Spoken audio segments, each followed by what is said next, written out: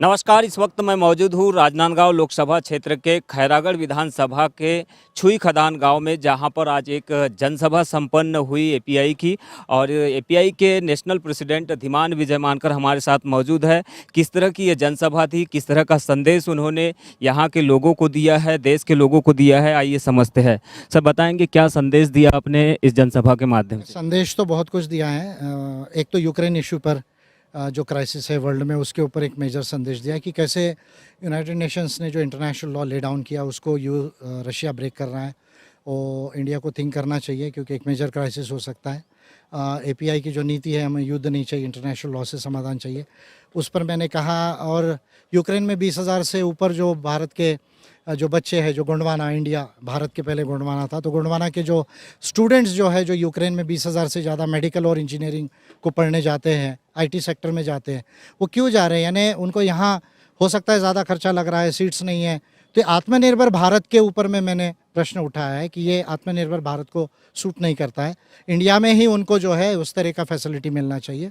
उसके साथ छत्तीसगढ़ को लेकर, क्योंकि छत्तीसगढ़ में खैरागढ़ में उपचुनाव होने वाला है, उसमें एपीआई कॉन्टेस्ट करेगी और पूरे छत्तीसगढ़ को लेकर जो एपीआई का प्लान रहा है कि एपीआई की गवर्नमेंट बनाना है आदिवासियों के नेतृत्व में, उस पर मैंने बात की। और मोदी सरकार की जो मेजर फेलियर्स है, अनएम्प्लॉयमेंट एंड इन्फ्लेशन, और उसके बाद में profit making public sector enterprises का जो है वो प्राइवेटाइजेशन एक तरह से, और किसानों की आय बढ़ाने को लेकर और उनकी एग्रीकल्चर को एक इंडस्ट्री को बनाने को लेकर जो मेजर फेलियर्स है। और मोदी जी जब भी ऐसा कुछ होता है तो नेहरू को याद करते हैं, उनके ऊपर इल्ज़ाम लगाते हैं। इसको लेकर पॉलिटिकल कुछ कंटेक्स्ट में बात की है। मिशन 2023-24 का आपने जिक्र किया है, किस तरह के मिशन पर आप काम कर रहे हैं और छत्तीसगढ़ में क्या रहेगा आगे आपका मिशन 2023-24, क्योंकि अब आने वाले समय में इलेक्शन भी यहाँ पे लगभग तैयारियां शुरू हो जाएगी? देखिए, एक तो खैरागढ़ विधानसभा का उपचुनाव है, उसमें भी 2 महीने में होगा, हम उसमें कॉन्टेस्ट कर रहे हैं। और 2023 का जो चुनाव है उसमें हमारा प्रयास रहेगा, क्योंकि 2018 में भी हमने प्रयास किया कि एपीआई यहाँ से जीते और गवर्नमेंट बनाने तक हम जाए। और 2024 का जो मिशन है वो है लोकसभा में एंटर होना। एपीआई के सांसद लोकसभा में जाना चाहिए, और मैं स्वयं कॉन्टेस्ट कर रहा हूँ तो मैं भी लोकसभा में जाऊँगा। और जो 70 सालों में जिस चीज़ की शुरुआत नहीं हुई उसको by positive amendments in the constitution and progressive laws and progressive policies बनाकर जो है उस पर जो है काम किया जाए। गवर्नमेंट बनने में भले देर हो, पर उसकी शुरुआत पार्लियामेंट से की जाए। तो ये मिशन 23 और 24 है। अपने भारत के 543 जो मेंबर ऑफ पार्लियामेंट है उनको चैलेंज किया कि एक तरफ हो जाए और विजय मानकर एक तरफ, फिर भी पॉलिसी लेवल पर ये कभी मुकाबला नहीं कर पाएंगे।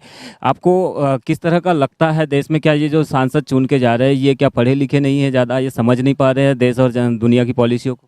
देखिए, वो रिस्पेक्टेड सांसद है, जनता ने चुन के दिया तो उनका रिस्पेक्ट मैं करूंगा।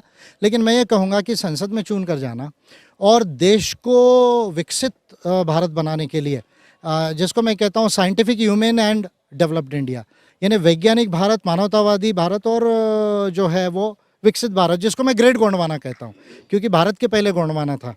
तो ये बनाने के लिए तो विशेष नॉलेज की ज़रूरत होती है, विशेष रिसर्च की ज़रूरत होती है। उसमें साइंस एंड टेक्नोलॉजी का नॉलेज होना चाहिए, ह्यूमन राइट्स का होना चाहिए, कॉन्स्टिट्यूशन का होना चाहिए, लॉज का होना चाहिए, इकोनॉमिक्स एंड फिनेंस का होना चाहिए, पॉलिटिकल साइंस का होना चाहिए, इंटरनेशनल रिलेशंस का होना चाहिए। ये तमाम जो सब्जेक्ट्स है उसके ऊपर में यदि आपकी विशेष स्टडी नहीं है, विशेष रिसर्च नहीं है और वैसा विजन आपके अंदर नहीं है और वो भावना मानवता की आपके अंदर नहीं है, तो आप संसद तो पहुँच सकते हो पर संसद से बदलाव नहीं ला सकते। ट्रांसफॉर्मेशन जो है, इंडिया को ट्रांसफॉर्म करके अमेरिका चाइना के बराबर लाना है, ग्रेट गोंडवाना बनाना है, वो नहीं कर पाएंगे।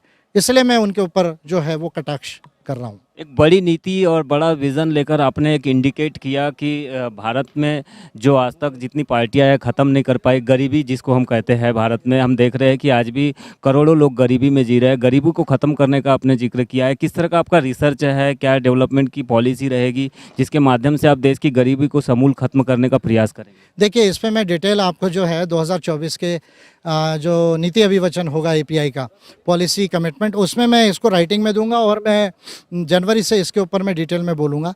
पर मैं शॉर्ट में ये कह सकता हूँ कि इंडिया का जो नेचुरल वेल्थ है और जो ह्यूमन वेल्थ है और जो क्रिएटेड वेल्थ है, जो हम गुड्स एंड सर्विसेज से क्रिएट करते हैं, अगर ये तीनों चीज़ों को मिला दिया जाए और इसका कैलकुलेशन यदि किया जाए तो 28 करोड़ जो परिवार है देश के अंदर में, वो 28 करोड़ परिवारों को विशेष नीतियों के माध्यम से और विशेष इनकम प्रोविजंस के माध्यम से ऐसा प्रोविज़न किया जा सकता है कि वो कम से कम गरीब तो ना रहे।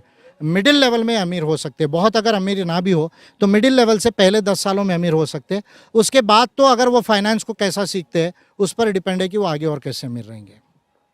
तो ये थे एपीआई के राष्ट्रीय अध्यक्ष धीमान विजय मानकर, जिन्होंने देश और दुनिया की तमाम बड़ी बातों पर अपने विचार रखे, बड़ी नीतियों पर विचार रखा और साथ में उन्होंने अभी से ही ये चैलेंज कर दिया है कि देश में गरीबी खत्म करने की एक प्लानिंग, एक नीति उन्होंने तैयार कर ली है, जिसका रिसर्च उन्होंने तैयार कर लिया है और इसको आने वाले 2024 के लोकसभा इलेक्शन में वे डिक्लेयर कर देंगे। यहाँ से उन्होंने मंच से जो छुई खदान जो गाँव है, जो विधानसभा क्षेत्र खैरागढ़ के अंतर्गत है, तो खैरागढ़ विधानसभा में आने वाले समय में बाई इलेक्शन होने जा रहा है। यहाँ उसके कैंडिडेट की घोषणा की, वो कैंडिडेट यहाँ पर मौजूद है। क्या नाम आपका?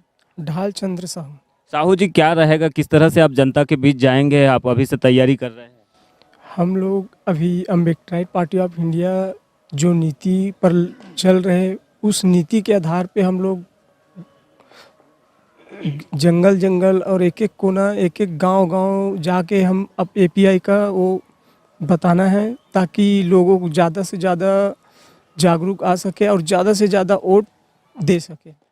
तो ये थे ढालचंद्र साहू, जो कि यहाँ से होंगे, खैरागढ़ विधानसभा से होंगे एपीआई के बाई इलेक्शन में उम्मीदवार। इनका कहना है कि वे जनता के बीच मानकर साहब की जो नीतियाँ है, जो विज़न है, उसको लेकर जाएंगे, लोगों को बताएंगे एपीआई की नीतियाँ और इसके माध्यम से लोगों से गुजारिश करेंगे कि वो एपीआई को चुने, ताकि नया छत्तीसगढ़, विकासशील छत्तीसगढ़ और महान गोंडवाना बनाने में मदद मिल सके।